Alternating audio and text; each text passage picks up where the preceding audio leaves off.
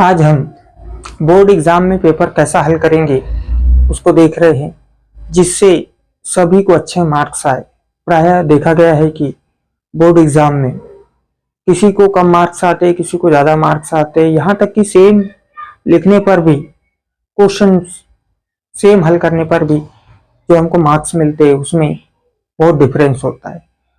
तो जो बच्चा बहुत अच्छे नंबर लेता है उसका पेपर लिखने का तरीका और दूसरे बच्चों के पेपर लिखने के तरीके में जो अंतर होता है, उसी के ऊपर आज हम चर्चा करेंगे कि हमको बोर्ड एग्जाम में कैसा लिखे कि पूरे में से पूरे मार्क्स हमको मिले।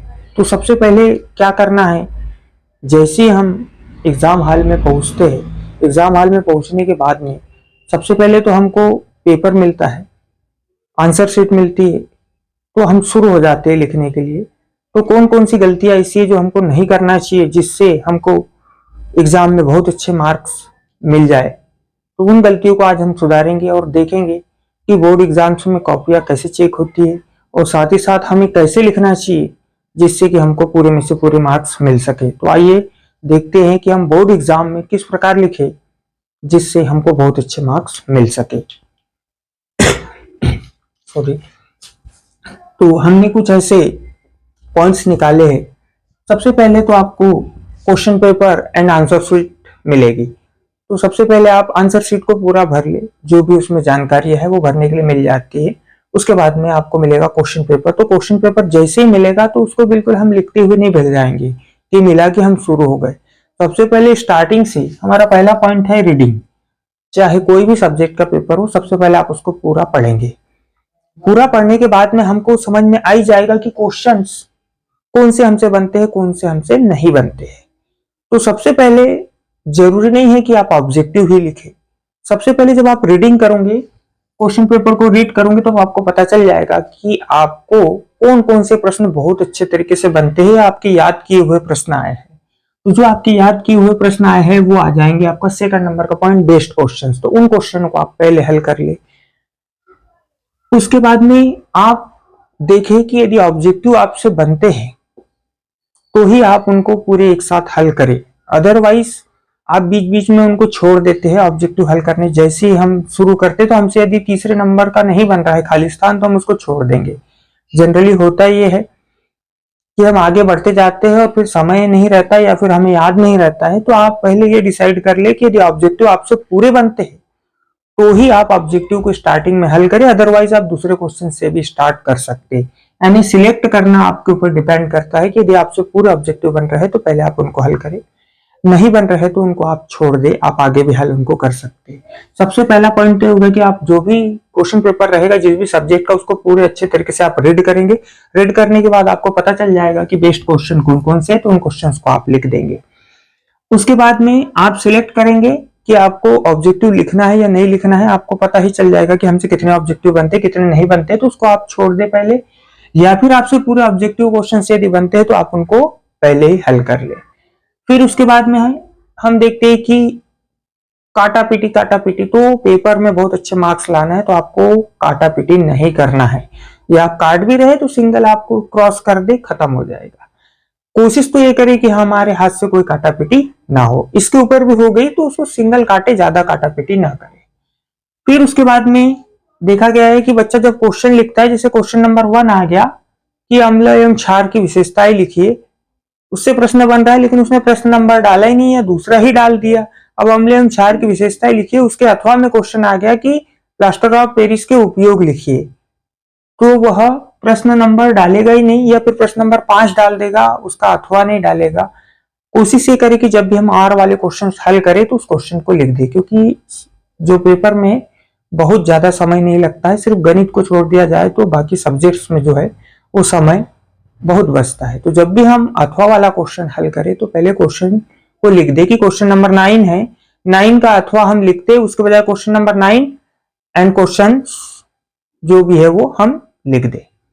उसके बाद में जनरली देखा गया है कि सही जोड़ियां बनाने के लिए मैच द कॉलम होते हैं, तो उसमें खंड और खंड ब होते हैं। तो हम आंसर में क्या करते हैं, आंसर में हम लिखना स्टार्ट कर देते हैं, पहले का सी, दूसरे का डी, इस प्रकार ना लिखे। कोशिश ये करें कि दोनों के दोनों खंड और खंड ब हम लिख सके। जो वैल्यूअर होता है उसको चेक करने में दिक्कत होती है, इसलिए हम खंड अ भी लिख दे और खंड ब भी लिख दे। उसके बाद में लास्ट में देखा गया है कि बोर्ड की कॉपियां जब चेक की जाती है तो लास्ट में नोट लिखा हुआ आता है कि भाई प्लीज मुझे पास कर देना, या कृपया मुझे पास कर देना, नहीं तो मेरे पापा मुझे हलवाई की दुकान पर रख देंगे। इस प्रकार के नोट्स आप लोगों को नहीं लिखना है। और दूसरी बात कि आप जो ये समझते हैं कि ज्यादा आंसर शीट लेने पर या ज्यादा सप्लीमेंट्री लेने पे ज्यादा मार्क्स मिल जाते हैं, ये गलत है। आपको अत्यधिक स्थान भी नहीं छोड़ना है, तो एकदम पास पास भी नहीं लिखना है। जनरली आप जैसा लिखते हैं वैसा ही लिखना है। और बहुत ज्यादा सप्लीमेंट्री लेने से मार्क्स नहीं मिलते हैं कि बहुत ज्यादा हमने सप्लीमेंट्री भर दिया, क्योंकि जो वैल्यूअर होगा वो चेक करेगा तो जहां लिखा हुआ होगा उसी पर नंबर देगा। आपने खाली स्थान कितना भी छोड़ा होगा उस पर कोई मार्क्स नहीं मिलने वाला है। तो इतनी चीजें याद रखेंगे कि हम सबसे पहले रीड करें, रीड करने के बाद में जो बेस्ट क्वेश्चन है उनको हल कर दे। फिर उसके बाद में आप सिलेक्ट करें कि ऑब्जेक्टिव यदि पहले बनते तो पहले ऑब्जेक्टिव भी हल कर सकते, नहीं बनते तो उनको बाद के लिए हम सिलेक्ट के रूप में रख सकते। फिर नो कटिंग यानी काट पीट नहीं करना है। क्वेश्चन नंबर यानी आपको क्वेश्चन नंबर सही से डालना है। कई बार ये होता है कि हम क्वेश्चन नंबर ही नहीं डालते।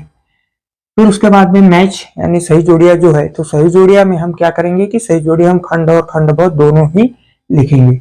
साथ ही साथ हम याद रखेंगे कि ऑब्जेक्टिव जब हल कर रहे हैं तो हम 2-3 ऑब्जेक्टिव एक साथ लिख देते हैं। ये सही होगा, नहीं तो दूसरा होगा, नहीं तो तीसरा होगा। तो ये भी गलती हमको नहीं करना है। साथ ही साथ हमको आंसर जो है, कई बच्चे ऐसा करते हैं कि आधी कॉपी एक साइड से पूरी मोड़ देते और आधी कॉपी एक साइड से पूरी, यानी बीच में इतना सा स्थान बचा रहने देते, इधर भी इतना छोड़ देते इधर भी इतना। तो इतना नहीं करना है हमको। आप लाइन ऐसी खींच सकते हैं इधर प्रश्न नंबर डालने के लिए। इंग्लिश में यदि पैसेज हल करना है तो सबसे पहले पैसेज को 2 बार 3 बार 4 बार आप पढ़े, और पढ़ने के बाद में देखे कि पैसेज किस बारे में पूछा गया, फिर उनके क्वेश्चंस को देखे। और क्वेश्चंस को जब हम देखते हैं तो हमको समझ में आ जाता है कि इसका आंसर कहाँ पर होगा। और जो भी इंपॉर्टेंट उसमें वर्ड्स दिए रहते हैं उनको आप अंडरलाइन करते हुए जाए। तो इतनी सारी जो बातें हैं आप इसको बोर्ड एग्जाम में ध्यान रखेंगे।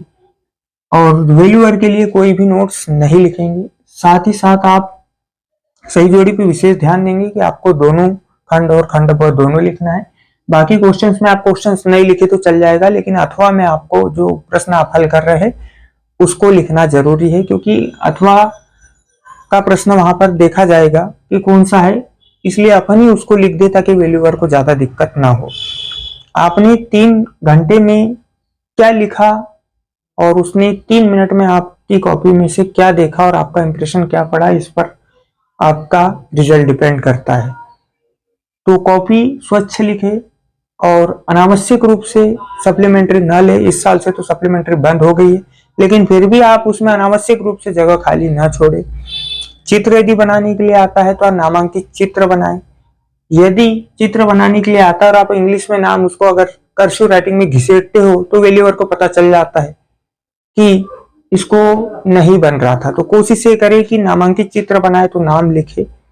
और सबसे बड़ी बात कि जितने भी क्वेश्चंस है वो पूरे हल करने की कोशिश करें। यदि पूरे क्वेश्चंस आप हल करेंगे तो आप इजीली मार्क्स गेन कर सकते हैं। तो यदि वीडियो आपको पसंद आया होगा तो लाइक करेंगे, शेयर करेंगे, और चैनल पर पहली बार आए होंगे तो सब्सक्राइब करेंगे।